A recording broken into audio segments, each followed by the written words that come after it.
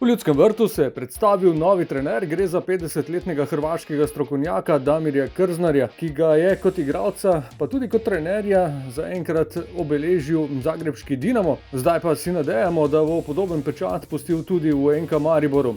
Krznar, ki se je z Hrvaške v Ljudski vrt preselil z 2 pomočnikoma, bo ohranil sedanje sodelavce Radovana Karanovića, obenem pa se zaveda, da je v tem trenutku aktualni slovenski prvak v dokaj nezavidljivem položaju. Toda, kot pravi športni direktor Marko Šuler, premore novi glavni trener Maribora Damir Krznar ogromno znanja in tudi ogromno izkušenj, ter je tudi opremljen z vsemi veščinami, ki jih potrebuje trener, ki deluje v velikem klubu, kot je NK Maribor. Kad vas zovem Maribor, to je zaista čast i nismo puno razmišljali. Da, situacija trenutno nije bajna, rezultatski to ne izgleda dobro, ali znate i sami susjedi smo, pratili smo i utakmice i prije nego se išta krenulo oko ovoga događati, gledali smo utakmicu ovdje protiv Olimpije. Maribor ima krizu rezultata više nego krizu igre. Dobre su to bile predstave, nažalost izostala malo sreće.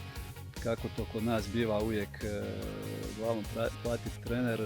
U jednu ruku mi je žao jer zaista je prošla sezona bila jako uspješna.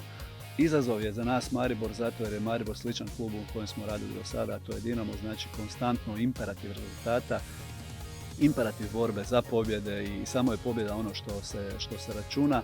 Mislim da je to ambijent u kojem se stvaraju istinski sportaši i istinski pobjednici. Ne smije vam biti svejedno, uvijek morate gurati na maksimum, uvijek ljestvicu morate podići jako visoko.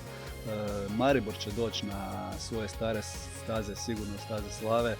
Kažem, pitanje je nijansi i vjerujem da ćemo vrlo brzo ponovno gledati dobar, odličan Maribor. Nisu ovi igrači, nije ovaj stožer zaboravio igrati nogomet, zaboravio stvarati nogomet, jednostavno dogodio se jedan loš period. Obično nekako mora se pribjeći nekakvim novim rješenjima, vjerujem da smo mi tu.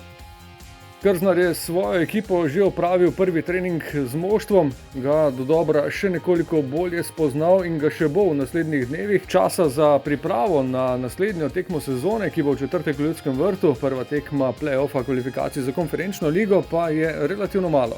Kada pričamo o nekakvim planovima, u onom kratkoročnom sigurno je pokušati pružiti što bolju predstavu već preko sutra protiv Kluža. Još uvijek tinja nada i ne samo nada, vjera da se možemo dokopati europskog natjecanja konferencijske lige, da ćemo sve u to, sve svoje raspoložive snage, kažem ima i nešto povrijeđenih igrača, ali svi koji su na raspolaganju mislim da su dovoljni da odgovore tom zahtjevu. Isto tako i nekakva stabilizacija što se tiče naše lige, ali kažem, liga je maraton, startali smo nešto loše, ali u ligi imam vremena za popraviti sve. Sada je fokus i uvijek je fokus na onoj prvoj, to je Kluž i ajmo svim snagama i mi i naravno i svi u klubu, a isto tako i navijači koje posebno pozdravljam unatrag onih 10-11 godina kada smo igrali ovdje kvalifikacijsku utakmicu. Zaista je bilo prekrasno gledati ambijent na ovom stadionu i veseli nas da ga dočekamo i u skorašnjem vremenu. Damir Krznar bo na klopi NK Maribora debitiral torej ta četrtek, ko bo prvi od 2 dvobojev proti romunskem prvaku Klužu za igranje v Evropi do konca leta. Pogodbo z NK Mariborom pa je podpisal do leta 2024.